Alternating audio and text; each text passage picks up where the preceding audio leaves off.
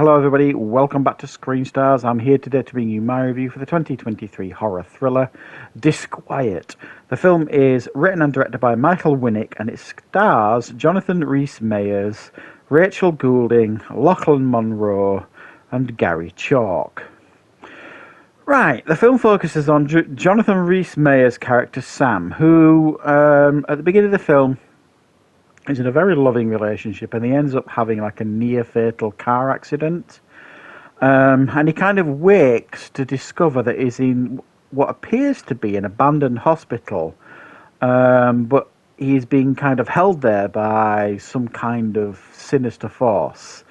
And being confronted with visions of and attacked by all sorts of different and equally stranger entities. Along the way in the hospital, as he's trying to find a way out, he meets others who are in the same situation as him, and it is up to them to kind of figure out what is going on and get out of this hospital alive. Right. What are my thoughts on Disquiet? Well, the first thing I want to say about this film is it has some very, very interesting and ideas going on in here. They don't all work. In fact, more than a few don't work, in my opinion. But early on in this film, this really had my attention. It was quite inventive. I mean, Jonathan Rhys-Meyers is always watchable. He's done quite a lot of these kind of lower budget movies in the last few years, and he's always pretty watchable in everything that he does. And he is again here as this guy waking up confused in this hospital. I mean, my initial thoughts when I started watching it is, oh, we've got another 28 Days Later kind of clone, and it isn't that at all.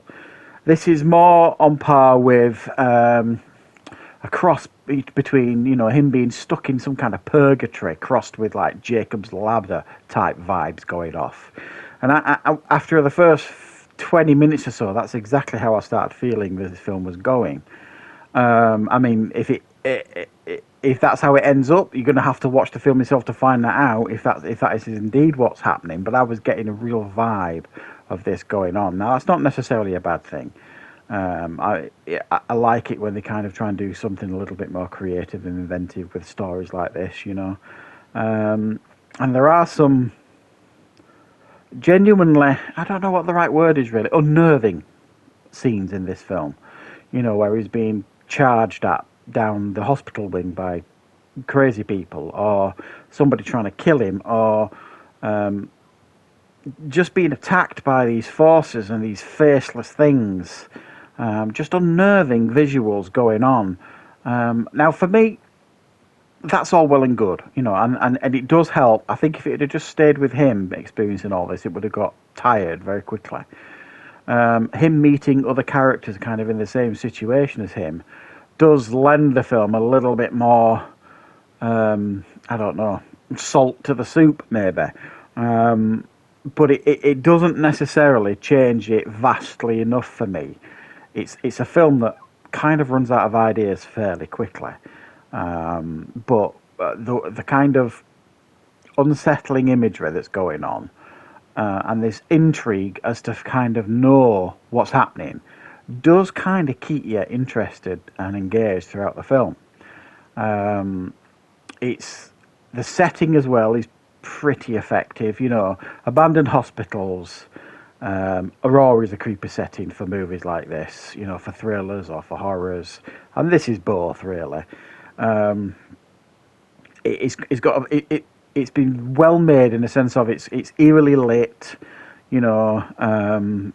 It's abandoned. You've got creepy doctors. You've got people charging down corridors that are like lights blinking, and so it's got a lot going for it really in that sense. It's quite atmospheric and quite creative in how it's been filmed, and that carries the film, I think, probably up to about halfway through, and then me personally, I really started losing interest because it wasn't really going anywhere. It was just a case of have a weird encounter with somebody or something, fend that somebody or something off, meet a new character who's in the same position as him, rinse and repeat.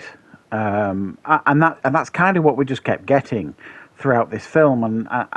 For me, it gets to a point in the film where I'm kind of like, okay, you've shown me this. Okay, you've got my attention. What's next? Where are you going to take this film? Where's this creativity going to take it?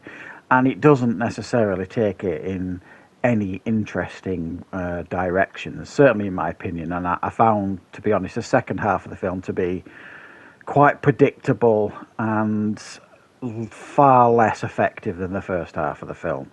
And by the time we got to the end, I was kind of like, yeah, I know what's coming. Just get it over with now. And it's a shame because there are some real moments here in this film that I think did stand out for me, and some of the creepy visuals and the dark hospital corridors and some of the spooky stuff that were happening.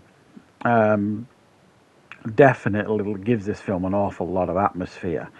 But like I say, it gets to the point where it's, for me anyway, it's massively obvious what's happening. You just want to get there, basically. And either you want the film to get to the end and really, really surprise you, and that would have been maybe the cherry on the cake to give us a really creative ending, or just give me the ending that I've predicted coming, and that's kind of what I got.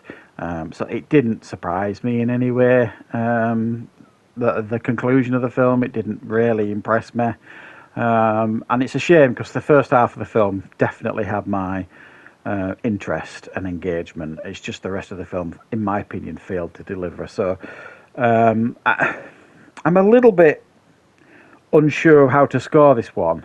I don't think it's a bad film. I think I'll go right down the middle and give it a 5 out of 10. I think I'm being a tad generous with that, but like I say, the production values are good. It's well made. The performances are a good standard. The creativity and the effects of these things that you see on screen are done pretty well, bar a couple of things. It's just, like I say, halfway through, the film just completely and utterly kind of lost my interest anyway, and I suspect it will many people. So thanks for watching, guys. I hope you enjoyed checking out this review. I will be back, of course, with plenty more reviews and content on the channel very, very soon.